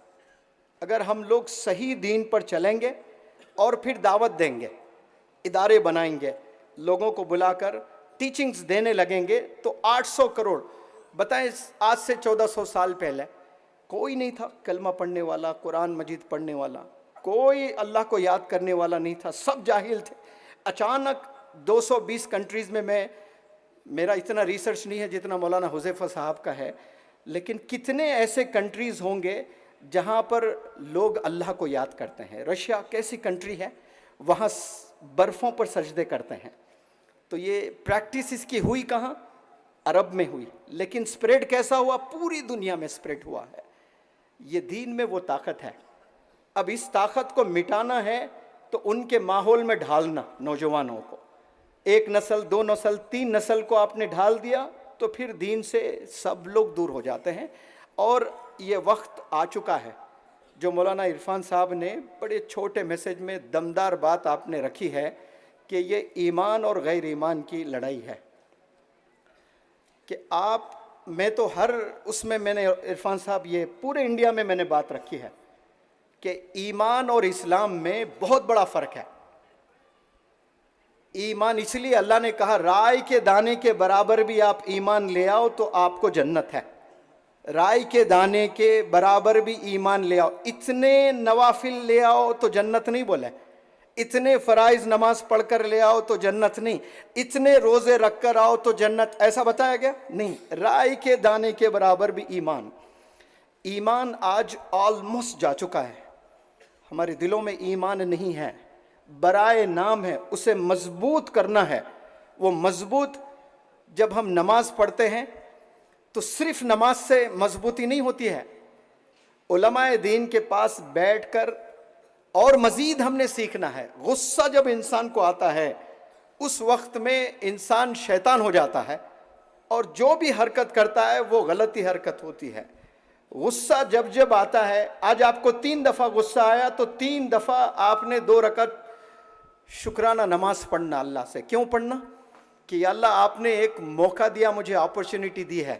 کیونکہ جب انسان کو غصہ آتا ہے اور اس وقت میں انسان اگر صبر کر لے تو پھر اللہ کے انعامات ہیں, اس کے زبردست انعامات. یہ بھی عبادت ہے. عبادت کو ہم نے کنفائن کر لیا ہے روزے, نماز, زکوٰۃ, حج میں, لیکن بہت بڑا سبجیکٹ ہے. बहरहाल आप लोग से मैं ये कहता हूँ कि हमने ये पिछले 1 साल 200 साल में हम और हमारे फादर फोर फादर्स ने इन्वेंट करना सब छोड़ दिया। हमने 300 साल 400 साल की आप हिस्ट्री जाकर देखें, हमारा कोई बहुत बड़ा रोल नहीं है। सारे लोग पर मैं इल्ज़ाम नहीं लगा रहा हूँ, majority of the people have given up. आज के दौर के मुसलमान तो देख लें, इस्तेमाल करना ही जानते हैं। पहले बहुत अच्छा औरतें खाना बनाती थी, वो भी छूट गया। यहूदियों ने मुसलमान औरतों को किचन से दूर कर दिया। अब सब जोमेटो और क्या चल रहा है, और भी कुछ होता है ना, स्विगी विगी वगैरह। अब वो बेचारी एक नौजवान बच्ची आके अंकल कैसा है खाना, वो फीडबैक लेती है। हालांकि वो नहीं बनाती, पिछले दरवाजे से जोमेटो से मंगवाती है और मंगवा कर खिला कर बोलती है कि हाउ वाज द फूड, कैसा है खाना। अब वो तारीफ़ करते हैं, बेहतरीन है, ये खुश भी होती है, बनाया कोई और बंदे ने। तो मैं जब सऊदी अरेबिया इमाम हरम के फैमिली में पढ़ाने गया था 1 महीना इंग्लिश कम्युनिकेशन स्किल्स, तो वहाँ मुझे 1.5 घंटा पढ़ाना होता था। 1.5 घंटे में आधा घंटा मुझे खिलाते थे। 25 नौजवान बच्चे थे जो ताज़ा ग्रेजुएशन करे हुए थे मक्का मदीना से, तो आधा घंटा स्नैक्स खिलाते थे। मैं कहता मेरा आधा घंटा वेस्ट कर रहे हो आप लोग मुझे ये मत दीजिए, मैं खा कर आता हूँ। लेकिन फिर मज़ा भी इतना होता था ज़बरदस्त टेस्टी, अब रोक भी नहीं सकता था मैं। और 2-3 दिन के बाद चलो जब हो ही गया, ये लोग से कोई जीत नहीं सकते, तो फिर खाते थे। एक दिन कहा कि भाई ये थोड़ा बेकरी का एड्रेस दीजिए मुझे ताकि मैं घर ले जाऊं, इसको बहुत टेस्टी है। तो वो इमाम हरम के भाई भी हुआ करते थे क्लास में, उन्होंने कहा कि ये हम बेकरी से नहीं मंगाते, ये हमारी घर की बच्चियां बनाती हैं, औरतें भी नहीं, हमारी घर के बच्चियां बनाती हैं। हमारे स्कूल्स और कॉलेजेस में एक बाकायदा एक क्लास एक पीरियड होता है जहाँ पर फास्ट फूड कैसे 15-20 मिनट में खाना बनाकर मेहमान आते ही प्रेजेंटेबल और डिलीशियस फूड भी बनाए और प्रेजेंटेबल खूबसूरत भी लगे। बाकायदा इसका कोर्स होता है और एक पीरियड होता है, और वो हम बच्चियों को सिखाने की कोशिश कर रहे हैं स्कूल्स कॉलेजेस में। क्या हमारे स्कूल्स में हमारे कॉलेजेस में ये है? आज की नौजवान बच्चियों को चाय भी बनाना नहीं आता है, और वो शादी होती है 3 महीने में शादी टूट जाती, क्योंकि उसके सास को खूब रगड़ा गया था। वो ज़माने में एक घर में 25-25 लोग होते थे, वो 200-200 लोग का खाना बनाती थी। अब उसकी बहू मस्त बैठी हुई है वहाँ, कुछ काम नहीं कर रही है, तो एक अजीब सी एक कैफियत तारी हो जाती है उसको, ये क्या जुल्म है मेरे पर, मैं इतना काम करी, ये कुछ भी नहीं करी है, इससे कराना ही कराना। अब वो चाय बनाए तो चाय जाकर कुछ और बन रही है। तो अब उसको इस पर कई रिश्ते टूट गए, सिर्फ खाने बनाना नहीं आ रहा है लड़कियों को। बहरहाल स्किल्स का ज़माना है, स्किल्स सीखना है। मैंने आपको कहा कि फादर ऑफ ऑप्टिक्स कौन थे, कश्ती किसने इन्वेंट किया था, कौन से प्रॉफिट ने, आप बताएं भाई। तो वो नूह अलैहिस्सलाम किए कि नहीं किए इन्वेंट, कश्ती बनाए हैं। तो हम लोग सब कुछ बना सकते हैं। आप थोड़ा सा इमेजिन करें कि ग्राइंडर बनाने वाले मुसलमान होते, एयरप्लेन बनाने वाले मुसलमान होते, वॉशिंग मशीन बनाने वाले मुसलमान होते, तो जो जो इस्तेमाल करते उसके नेकियां उसका सवाब हमें मिलता कि नहीं मिलता। तो आज ये वक्त की ज़रूरत है कि हम लोग एक हाथ में कुरान और एक हाथ में दुनियावी उलूम स्किल्स अगर इन्वेंट करते ये सारी चीज़ें कि रोज़े क़यामत में क्या अल्लाह पकड़ लेता हमें कि आपने वॉशिंग मशीन बनाकर अपना वक्त क्यों ज़ाय किया। उस वक्त में आप नफिल नमाज पढ़ सकते थे, उस वक्त में आप वालिदैन के पैर दबा सकते थे। अल्लाह कभी नहीं कहेगा ऐसा, क्योंकि आप जो भी चीज़ बनाते हो और उससे इंसान का फ़ायदा होता है, तो ये तो अल्लाह बहुत खुश होंगे इससे कि ये ख़ुद के लिए नहीं जी रहा है, ये दूसरों के लिए जी रहा है, ये कंट्रीब्यूट कर रहा है, ये कंट्रीब्यूटर है। तो कंट्रीब्यूटर्स को लोग सिर्फ ज़माना याद नहीं करता है, ज़माने याद रखते हैं, आने वाले जनरेशन्स भी याद रखते हैं। कंट्रीब्यूट अगर हम करते हैं तो आने वाली नस्लें भी हमें याद रखेगी। और एक लफ्ज़ है उर्दू का, जब कोई लड़का बेहतरीन परफॉर्म करता है या कोई इंसान बेहतरीन परफॉर्म करता है, अक्सर मैंने लोगों को ये कहते हुए सुना कि इसमें खुदादाद सलाहियत है। तो मैं उसको समझना चाहता हूँ वो किसको कहते हैं खुदादाद सलाहियत। یعنی گاڈ گفٹڈ بولتے ہیں, یہ گاڈ گفٹڈ ہے. اس کا مطلب جو اللہ نے مجھے آنکھ دیے کیا یہ گفٹ نہیں ہے؟ 2 ہاتھ اللہ نے دیے مجھے, کیا یہ گفٹ نہیں ہوتے اللہ کے؟ 2 پیر دیے ہیں, کیا یہ گفٹ نہیں ہے؟ 2 پیر استعمال کر کے رونالڈو نے کیسا نام بنایا, 2 ہاتھ یوز کر کے وراٹ کوہلی نے کیسا نام بنایا, زبان یوز کر کے ابھی قرأت میں نام لیے تھے قاری باسی صاحب جی, کیسا نام بنایا آپ نے. سب نے اپنا اپنا ہنر دکھایا ہے. تو یہ گاڈ گفٹڈ جو ہے بالکل ہے, میں اسے مانتا ہوں, لیکن اللہ نے ہمیں بہترین تراشا ہے, بنایا ہے, بنا کر ہم پر چھوڑ رکھا ہے اللہ نے. آپ جتنی محنت کرو گے اتنا علم آپ کو ملتا رہے گا. اللہ محنت کرنے والے کو کبھی ناراض نہیں کرتا, محنت کرنے والے کو ضرور دیتا ہے. ایک ریسرچ کیا گیا سروے بتاتا ہے کہ دنیا میں جتنے بھی سکولز ہیں, جتنے بھی مدارس ہیں, جتنے بھی یونیورسٹیز ہیں, جہاں 50% سے زائد بچے وہ نہیں جانا چاہتے ہیں, وہ زبردستی جا رہے ہیں. آج انہیں آزادی دیا جائے کہ بھائی آپ پر کوئی زبردستی نہیں ہے, آپ اگر چاہیں تو آپ سکول جانا روک دیں. اگر والدین آپ پر زبردستی کرتے ہیں تو آپ کے والدین کو جیل میں بھیج دیا جائے گا یا انہیں سزا دی جائے گی.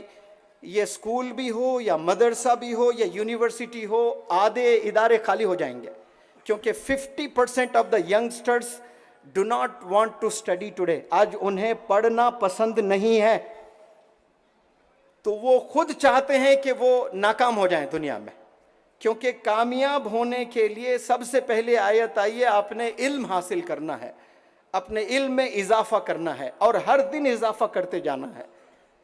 لیکن ہم لوگ ایجوکیشن سے دور ہوتے جا رہے ہیں, اور یہ ٹک ٹاک کے ویڈیوز ہم نے بنائے, کچھ پیسے مل گئے, کسی کو مہینہ 1 لاکھ, کسی کو مہینہ 10 لاکھ, کسی کو مہینہ 25 لاکھ بھی مل رہے ہیں, اور وہ اس پیسے کو اگر کامیاب سمجھتا ہے تو یہ اس جہاں کا سب سے بڑا مسٹیک ہے. یہ پیسہ ہی اصل مقصد نہیں ہوتا ہے. آپ نے نسلیں بنانی ہیں, صرف فیملی نہیں بنانی ہے, آپ سے نسلیں آنے والی ہے. اور وہ صرف 5-5 لاکھ 10-10 لاکھ ٹک ٹاک کے ویڈیوز سے ناچ کے, آپ دیکھو کیسے عجیب عجیب بچے حرکتیں کر رہے ہیں ویڈیوز بنانے میں, یہ بنانے میں, گندی گندی حرکتیں, یہ ساری چیزیں. یہ صرف پیسہ ہی اصل مقصد نہیں ہے. آپ پیسہ اگر بنانا چاہتے ہیں تو مولانا حذیفہ صاحب نے ابھی ایگزامپل دیا ہے کہ $12 ملین اتنا بھی بنائے ہیں صحابہ نے ماشاءاللہ, لیکن صحیح راستے پر چل کر. اس طرح سے آپ دنیا کے آپ بلینئر بن جائیں, دنیا کے آپ زلینئر بن جائیں, آپ کو پورا حق ہے, آپ بن سکتے ہیں, لیکن غلط طریقے سے آپ نے نہیں کمانا ہے پیسے. میں مثال دیتا ہوں کہ آپ کو جاب کی بڑی سخت ضرورت ہے, اور بڑی سخت ضرورت ہے, اور کسی نے کہا کہ مولانا حذیفہ صاحب کے پاس جائیں, وہ آپ کو جاب دیں گے, یا پھر کسی سے کہہ کر آپ کی فیلڈ کی وہ جاب دلوا دیں گے. تو آپ 3000 کلومیٹر دور رہتے ہیں مولانا حذیفہ صاحب کے گاؤں سے یا آفس سے, لیکن آپ کو کسی نے کہا تو آپ ضرور جائیں گے, کیونکہ جاب بہت ضروری ہے. گھر نہیں چل رہا ہے, آپ کا گھر فاقے میں ہے, اور جاب نہیں ملتے ہیں تو پھر سوسائڈ کے علاوہ کوئی اور چارہ نظر نہیں آ رہا ہے آپ کو. تو آپ ٹرین بک کیے ہیں, مشکل سے ٹرین میں کبھی تھوڑا کھانا ملا تو کھائے, کبھی نہیں تو چھوڑ دیے. ایسا ہی 2 دن آپ نے 2 سے 3 دن ٹرین میں سفر کیا ہے فاقے کی حالت میں, یعنی بمشکل 1-2 وقت کھائے 3 دن میں آپ نے. اور جب مولانا حذیفہ صاحب کے آفس میں پہنچے تو آپ کو آنے دیا نہیں گیا, آپ کو رکایا گیا. واچ مین کہے کہ نہیں آپ کو 2 گھنٹے رکیے, میٹنگ میں ہیں, آپ بعد میں ملیں. پھر 2 گھنٹے کے بعد اور ایک بندہ آیا, کہا کہ جائیں اس کیبن میں جا کر بیٹھیں, وہاں حضرت آئیں گے. اور وہاں آپ اس کیبن میں گئے, اور اس کیبن میں کیلے رکھے ہوئے ہیں 4, اور اتنی بھوک ہے آپ کو, اتنی بھوک ہے, اور آپ نے وہ کیلے کھا لیے, 4 کے 4 آپ نے ڈکار لیے. وہ کیلے کس کے؟ آپ سے سوال, وہ کیلے کس کے تھے؟ ارے جواب دیں بھائی.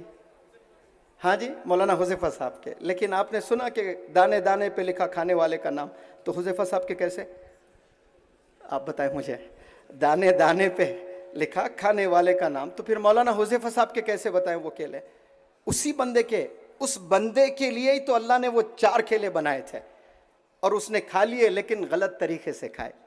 आए हुज़ैफा साहब से पूछते, बड़ा भूखा हूँ, 3 दिन से सफ़र में हूँ, कुछ नहीं खाया हज़रत, इजाज़त दें तो केले खा लूँ? तो इजाज़त मिली, आपने खा लिया, तो वो हलाल होते हैं। आपके मुक़द्दर में जितना हम पैसा बनाते हैं, वो टिकटॉक से हो, वो तदरीसी लाइन में हो, जो भी पैसा हमारे मुक़द्दर में आता है वो आना ही आना है, लेकिन तरीक़ा कैसा है ये देखना है हमने।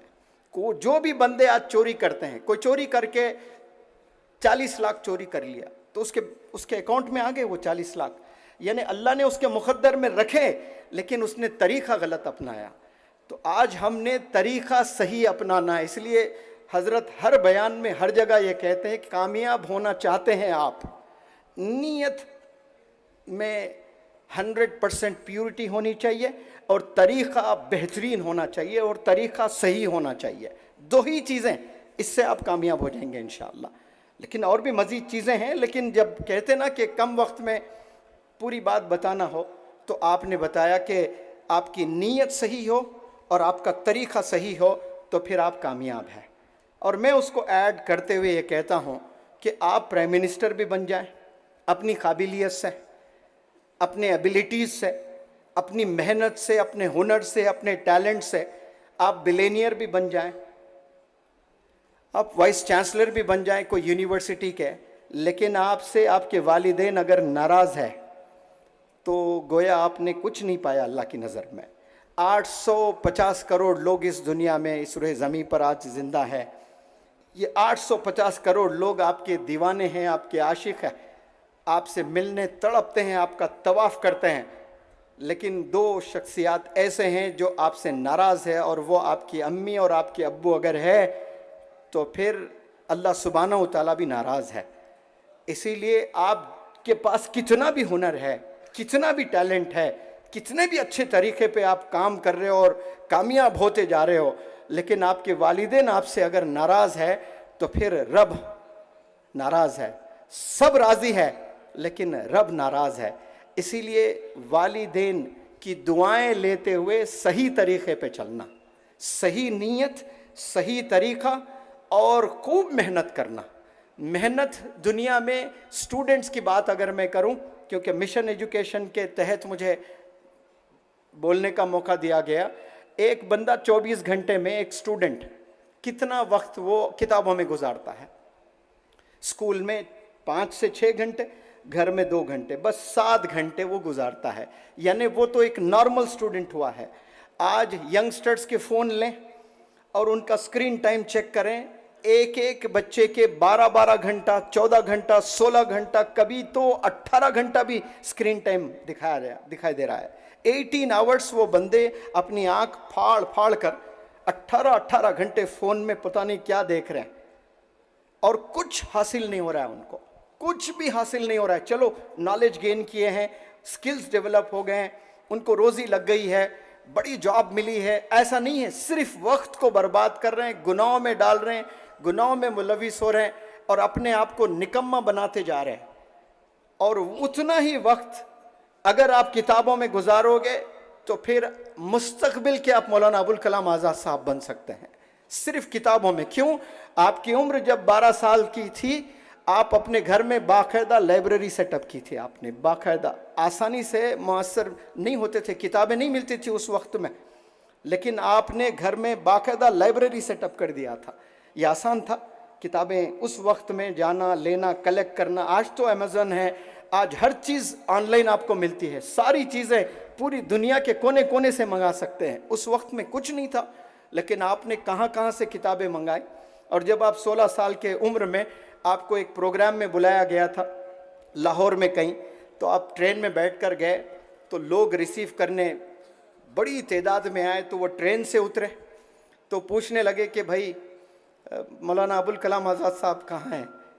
तो लोग परेशान हैं कि स्पीकर समझे बहुत बड़े हैं और ज़बरदस्त है, लेकिन आपकी उम्र 16 साल की, 16 साल में आपका क्या विज़न था, क्या ज़बरदस्त आपके पास में स्किल्स थे, क्या नॉलेज थे, क्या उर्दू थी आपकी, क्या अंग्रेज़ी। अंग्रेज़ी के आपके कोट्स पढ़ें तो डिक्शनरी लेकर बैठना, ऐसी वोकैबुलरी आपकी। कुछ कोट्स मैंने पढ़े हैं मौलाना अबुल कलाम आज़ाद साहब के, ऐसी टफ उर्दू जो मुझे भी ऐसी टफ इंग्लिश जो मुझे भी समझ में नहीं आती है, डिक्शनरी खोल के बाकायदा मुझे देखना पड़ता है। ये लोगों ने अपनी ज़िंदगी पूरी किताबों में गुजारी। आज के नौजवान वो चाहे स्कूल के हो या मदरसे के हो, मदरसे में भी कितने 10-20% होंगे जो माशाल्लाह अपना पूरा वक्त, मैं अक्कल कुआं के मदरसे में अक्सर जाता हूँ पढ़ाने, तो रात में मौलाना इरफान साहब कुछ बच्चे 2-3 बजे भी नमाज़ें पढ़ रहे होते हैं, छोटे छोटे बच्चे, लेकिन तादाद बड़ी नहीं होती है, 20, 25, 30, 40 होते हैं। उन्हें कोई नाजिम या फिर कोई मौलाना, कोई उनके टीचर फोर्स नहीं कर रहे हैं, वो चाहत अंदर से आ रही है। तो वो जाकर कल के बड़े स्कॉलर ही बनने वाले हैं, उनको कोई दुनिया की ताकत रोक नहीं सकती। क्यों? अंदर से चाहत है, बाहर से पुश नहीं हो रहा है। तो ये स्कूल्स हैं या कॉलेजेस हैं या यूनिवर्सिटीज़ हैं, एक तो आधे बच्चे अगर उन्हें आज़ाद कर दिया जाए तो आधे बच्चे बस ऐसे निकल जाएंगे, मदरसों से भी, स्कूल से भी, कॉलेजेस से भी, यानी आधे बच्चे तो पढ़ना ही नहीं चाहते। अब जो बचे आधे हैं उसमें एम्बिशियस कितने हैं? एम्बिशियस यानी जिनके मकासिद हैं और बुलंद हैं कि मुझे करना तो बस करना, उनका विजन है, उनके लाइफ में मिशन है, वो कुछ करना चाहते हैं। एक ब्लाइंड, पता ब्लाइंड किसे बोलते हैं? जवाब दें तलबा मदरसे के, ब्लाइंड किसे कहते हैं? टीचर्स ना बोलें, पीछे से जवाब नहीं आना चाहिए, आगे से ही। नाबीना जो देख नहीं सकता, अंधा जिसको हम कहते हैं ब्लाइंड मैन। और वाइज मैन किसको कहते हैं? दानिश्वर, जिसके पास में खूब इल्म है। तो once a blind man asked a wise man, एक दफ़ा एक नाबीना ने एक दानिश्वर से एक सवाल किया, बड़ा इंटरेस्टिंग सवाल है। Is there anything verse then losing site? Site यानी नज़र, जिससे हम देखते हैं, इससे भी कोई बुरी बला है जो इंसान नज़र खो दें, अपनी देखना खो दें? तो वो वाइज मैन ने कहा हाँ, इससे भी बुरी बला है, इससे भी बुरी चीज़ है। वो क्या है? Losing vision. जिसके लाइफ में, जिसको आँख है, जो देख सकता है, लेकिन उसके लाइफ में विजन नहीं है, यानी मकसद नहीं है, वो बदतरीन ज़िंदगी है। अल्लाह ने आपको आँख दिए हैं, आप देख सकते हैं, दुनिया को देखा आपने। हमने कई परिंदों को उड़ते हुए देखा, लेकिन कभी जहाज़ बनाने का ख्याल हमें आया? कभी नहीं आया। लेकिन बनाने वालों ने बनाया, ऑब्जर्व किया। हमारी आंखों ने कई जानवरों को तेज़ दौड़ते हुए देखा, क्या हम वैसा तेज़ दौड़ सकते हैं? कभी नहीं दौड़ सकते। लेकिन बनाने वालों ने बाइक्स, कार्स बनाए जो जानवरों से तेज़ दौड़ते हैं। हमारी आंखों ने मछलियों को तैरते हुए देखा, एक किनारे से दूसरे किनारे तक। क्या इंसान के लिए पॉसिबल है? बिल्कुल पॉसिबल नहीं है। लेकिन कुछ लोगों ने देखा और कश्ती बनाए तो आसान हुआ यहाँ से वहाँ ट्रैवल करना। तो ये जो गिफ्ट अल्लाह ने दिया है, ये बहुत बड़े तोहफे हैं जिसका प्राइस नहीं है। मैं कहता हूँ कि आपको जो अल्लाह ने ज़िंदगी दी है, आपको जो अल्लाह ने बिलखुसूस जो अशरफ बनाया है, वो दिमाग की वजह से आप अशरफ है। वरना आँख तो जानवर के भी है, हाथ जानवर के भी है, पैर जानवर के भी है, दिल जानवर के भी है, फिर भी हम आला क्यों हैं? हम बेहतरीन क्यों हैं? हम अशरफ क्यों हैं? क्योंकि अल्लाह ने हमें ज़बरदस्त सोचने की सलाहियतों से नवाजा है, जो कि जानवरों को लॉक कर दिया अल्लाह ने। दिमाग देकर भी अल्लाह ने लॉक किया, लिमिटेड है उनकी सोच। वो लोग कल क्या करना है उन्हें किसे नहीं पता। अब मुझे मालूम है कि मैं कल क्या करने वाला हूँ, परसों मेरा क्या प्रोग्राम है, 2 महीने के बाद मेरा क्या प्रोग्राम है। हम लोग स्केड्यूल करे हैं लाइफ में। अभी मौलाना इरफान साहब को मैंने दावत दी, हैदराबाद आप आइए। आपने बड़ी ज़बरदस्त दावत दी थी जब यूके हम लोग गए थे, माशाअल्लाह। रात में 1 बजे बुलाकर ऐसे मज़ेदार खाने खिलाए थे। तो मैंने सोचा कि चलो हम भी अपने गांव बुलाएंगे, छोटा शहर हैदराबाद खानों के लिए बड़ा मशहूर है। तो आपने कहा कि नहीं, मैं स्केड्यूल मेरा बहुत टाइट है, नेक्स्ट टाइम जब मैं आऊँगा ज़रूर हैदराबाद आऊँगा। यानी इंसान पूरा स्केड्यूल करा हुआ है। क्या ये जानवरों ने करा है ये स्केड्यूल? कोई जानवर ने नहीं किया है। कितने जानवर हैं आप गिन लें, इंसान गिन नहीं सकता, कैलकुलेटर्स फेल हो जाएंगे, इतने जानवर है। लेकिन कोई स्केड्यूलिंग नहीं की। क्यों? अल्लाह ने ان کی صلاحیتوں کو لاک کر دیا ہے, دماغ دے کر لاک کیا ہے. ہمیں دماغ دیا اور اللہ نے ہم پر چھوڑ رکھا ہے کہ تم کتنا محنت کرنا چاہتے ہو اتنا علم ہم آپ کو دیں گے. پیسہ مقدر میں جتنا ہے اتنا ہی ملے گا, لیکن علم ہم پہ چھوڑ رکھا اللہ نے. پیسہ جتنا مقدر میں ہے اتنا ہی ملنے والا ہے آپ کو, لیکن علم ہم پر چھوڑ رکھا ہے. جتنی محنت کرو گے اتنا علم ملے گا آپ کو. اب سے لے کر ابھی پتہ نہیں کیا وقت ہو رہا ہے, 10 ساڑھے 10 سے رات کے 3:30 تک آپ 5 گھنٹے لگاتار کوئی کتاب لے کر بیٹھیں, علم میں اضافہ ہوگا یا کمی ہوگی؟ بتائیں, جواب دیں سب لوگ. اضافہ ہوگا. تو علم وہ چیز ہے, آپ جتنی محنت کرو گے اتنا علم آپ کو ملتا جائے گا.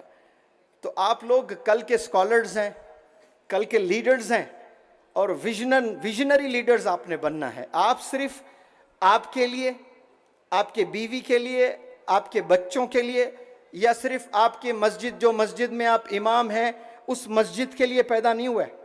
ایک مسلمان, ایک ٹرو ایڈمائرر آف پروفٹ محمد صلی اللہ علیہ وسلم جہانوں کے لیے ہوتا ہے. لیڈر کی کوئی باؤنڈری نہیں ہوتی ہے, پوری دنیا والوں کے لیے ہوتا ہے. ترکی میں زلزلہ آتا ہے تو دنیا کے سارے لوگ جاگ جاتے ہیں کہ ارے کوئی بندہ وہاں تڑپ رہا ہے, ہمیں مدد کرنا چاہیے. یہ درد ہونا انسانوں کو, ریلیجن وغیرہ نہیں دیکھنا. کوئی بھی انسان پر تکلیف ہوتی ہے تو ہم نے آگے بڑھ کر مدد کرنا. آپ دیکھیں, سکھ ہے ایک ریلیجن, وہ غازہ تک پہنچ گئے تھے کھانے وانے کھلانے کے. دنیا میں جہاں جہاں ایسے حادثات ہوتے ہیں سب سے پہلے پہنچنے والی قوم کون ہوتی ہے؟ سکھ ہوتے ہیں. بڑے دلیر ہوتے ہیں, ایسا زبردست ان کی ٹیم ورک ہے. وہ ہمیں ہونا چاہیے. اصل میں یہی چیز ہمیں سکھائے آپ صلی اللہ علیہ وسلم نے. لیکن ہم دور ہوتے گئے. تو آپ سب ینگسٹر سے میں اپیل کرتا ہوں کہ آپ لوگ سارے سکلز سیکھیں, اور بالخصوص میں اس پلیٹ فارم سے مولانا حذیفہ صاحب سے ریکویسٹ کرتا ہوں کہ جس طرح سے ماشاءاللہ کچھ بچے پرفارم کیے, مجھے یقین ہے کہ سارے بچے ویسے ہی پرفارمرز ہیں. تو یہ اس مسابقہ میں جتنے بھی جو بچے انعامات جیتے ہیں, جو آپ خواب دیکھتے ہو کہ میں 5 یونیورسٹیز بناؤں گا انیشیلی, اس کے بعد 10-20 بھی ہو سکتے ہیں, پھر اور وسطانوی ماڈل سکول ماشاءاللہ یہ آپ بنانا چاہتے ہیں 100 انڈیا میں. اور وہ کیسا وسطانوی ماڈل سکول ہوگا؟ جہاں پر ایک بندہ مکمل حافظ, مکمل عالم دین بن کر زبردست میتھمیٹکس ہوگی اس کی, بہترین فزکس, زبردست کیمسٹری. جو لائن میں وہ پرفیکٹ ہونا چاہتا ہے اس لائن میں اس کو پرفیکٹ کریں گے. پھر جو آپ کے 5-10 یونیورسٹیز ہوں گے اس میں یہی طلبہ پروفیسرز ہوں گے انشاءاللہ. اور یہ پروفیسرز جب یہ اسکولز میں کام کریں گے, یونیورسٹیز میں کام کریں گے, تو پھر جیسا چاند چمکتا ہے ویسی ہماری قوم چمکے گی انشاءاللہ. یہ جو چھوٹے چھوٹے بچے آج یہاں پرفارم کیے ہیں یہ کل کے پروفیسرز ہیں. آپ کھڑے ہو جائیں تو ہر ٹاپک پہ آپ کو بات کرنے کا ہنر, بات کرنے کی ہمت ہونی چاہیے, اور اس کے لیے ادارے بنانا بے حد ضروری ہے.